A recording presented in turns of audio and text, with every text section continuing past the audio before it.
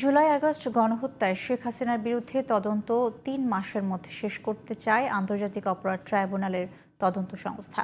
রোববার সাংবাদিকদের প্রশ্নের জবাবে এমন তথ্য জানিয়েছেন ট্রাইব্যুনালের chief prosecutor Tajul Islam.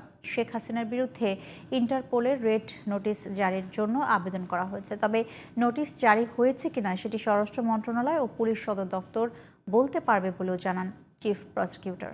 Saidul Islam report. ছাত্র জনতার অভ্যুত্থানে শেখ হাসিনা সরকারের পতনের পর তার বিরুদ্ধে সারা দেশে ২০০-র বেশি মামলা হয়েছে। গণহত্যা আর গুমখুনের অভিযোগে আন্তর্জাতিক অপরাধ ট্রাইব্যুনালে জমা পড়েছে ৫০টিরও বেশি অভিযোগ। এর মধ্যে ট্রাইব্যুনালে প্রথম মামলাটি হয়েছে শেখ হাসিনার বিরুদ্ধে। জারি করা হয়েছে গ্রেপ্তারি পরোয়ানা। ইন্টারপোলের মাধ্যমে তাকে গ্রেপ্তার করতেও রেড নোটিশ জারির জন্য গত ১৩ নভেম্বর পুলিশের কাছে আবেদন করে প্রসিকিউশন। তবে রেড নোটিশ জারি হয়েছে কিনা তা জানেন না বলে জানান chief prosecutor Tajul Islam. Chief প্রসিকিউটরের office থেকে আমরা ফর্মালি এই ইন্টারপোলের রেড নোটিশ জারি করার জন্য শেখ হাসিনার বিরুদ্ধে যে ফর্মটা আছে তাদের স্বীকৃত ফর্ম সেটা ফিল আপ করে একটা ফরওয়ার্ডিং লেটার সহ আমরা এনসিবিকে অর্থাৎ বাংলাদেশ পুলিশের যে central bureau, national central bureau যেটা আছে সেটার কাছে আমরা পাঠিয়েছি। বাকি ফর্মালিটিসটা করার দায়িত্ব আমাদের এনসিবির। সুতরাং এই ইন্টারপোলের রেড নোটিশটা ইন্টারপোল কর্তৃক জারি হয়েছে কিনা সেই বিষয়টা বলার দায়িত্ব হচ্ছে আমাদের এনসিবির এবং আমাদের বাস্তবিক অর্থে ইন্সপেক্টর জেনারেল অফ পুলিশের অফিসের। আমরা এই খবরটা আপনাদেরকে ক্লিয়ারলি বলতে পারছি না যে তাদের মাধ্যমে এটা জারি হয়েছে কিনা বা ইন্টারপোলের ওয়েবসাইটে এটা অ্যাভেলেবল আছে কিনা।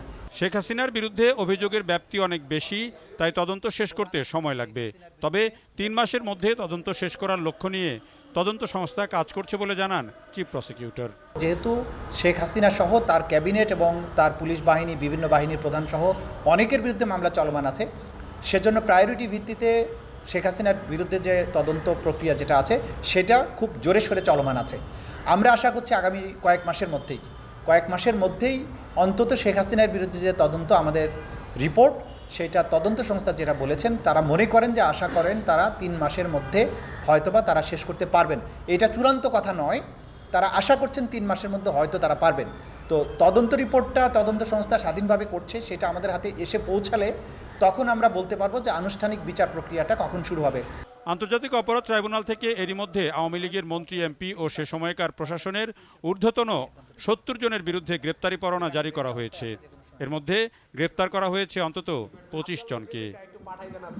Saidul Islam, GTV news, Dhaka.